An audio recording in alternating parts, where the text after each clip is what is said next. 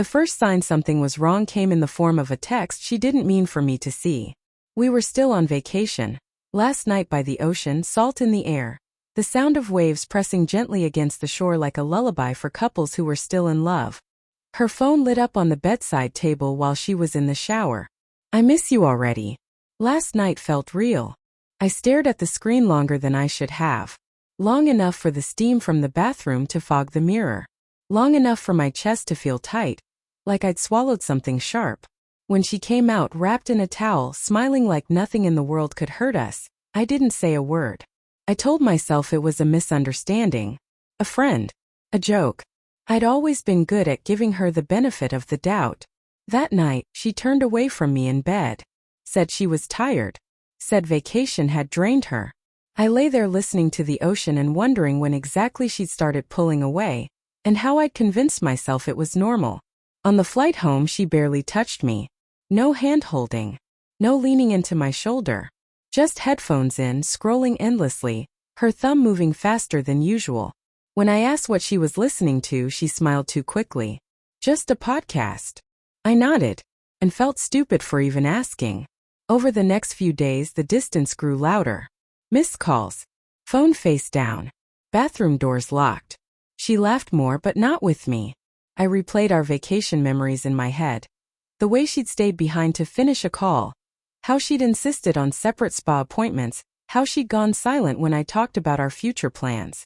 I started questioning myself instead of her. Maybe I'm insecure. Maybe I'm projecting. Maybe marriage just gets quiet like this.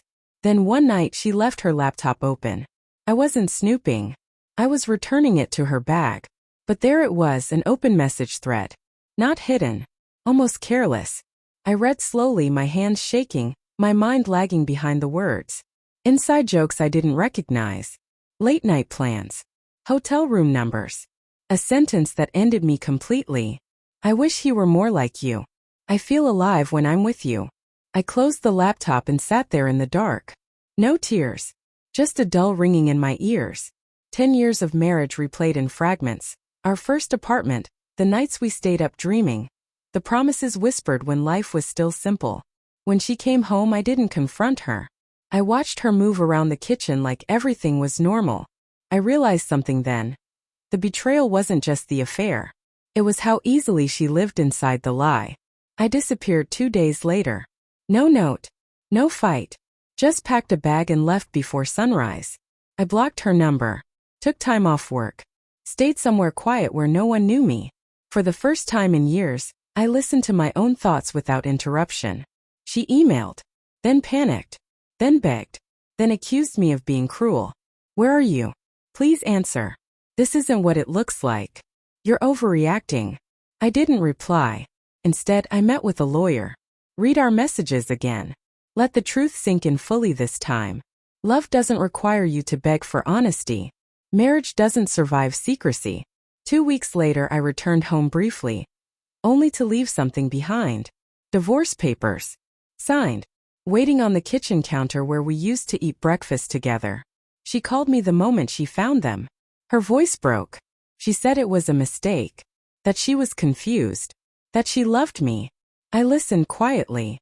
And for the first time I didn't feel angry. Just clear. I loved you, I said. But you made choices every day that told me I didn't matter. Silence. I hung up and walked away. Now, when I think about that vacation, it doesn't hurt the way it used to. It feels like the end of a chapter one stayed in too long.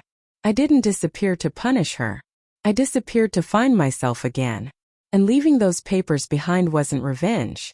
It was closure.